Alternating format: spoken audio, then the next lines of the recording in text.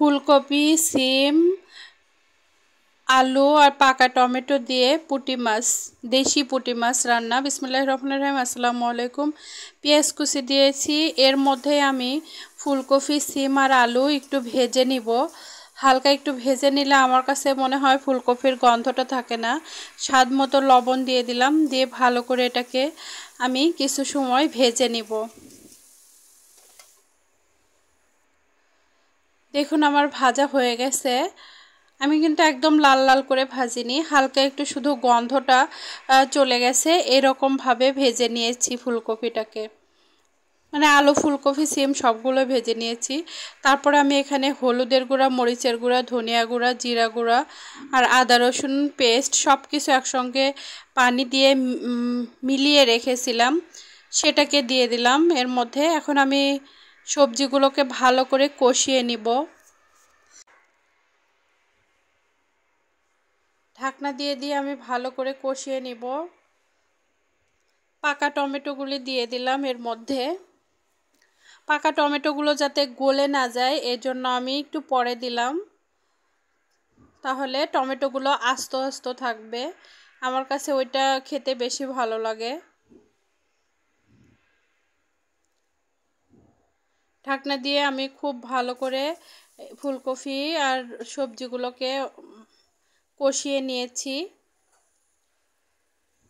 এবার আমি পরিমাণ মতো পানি দিয়ে দিলাম ঝোলের জন্য।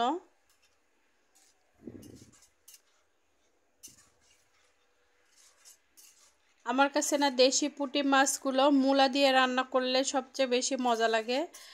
ফুলকপি দিয়েও মজা লাগে, কিন্তু মূলা দিয়ে সবচেয়ে বেশি মজা লাগে। আমার শীতের সবজির মধ্যে ফুলকপি আর মূলা সবচেয়ে প্রিয় সবজি।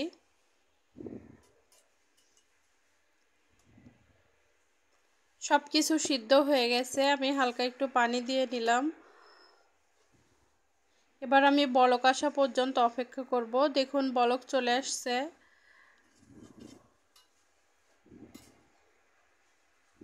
এর মধ্যে আমি আগে থেকেই পুঁটি মাছগুলোকে ভেজে রেখেছি, সেইগুলো দিয়ে দিব।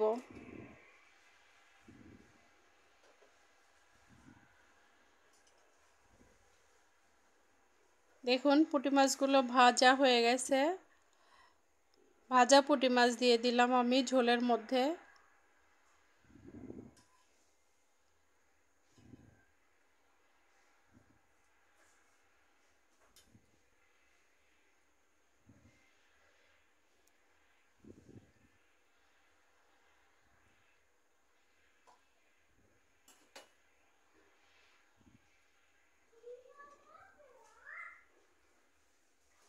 দেখুন আমার রান্নাটা হয়ে গেছে। আজ এই পর্যন্ত। ভালো থাকবেন সবাই। আল্লাহ হাফেজ।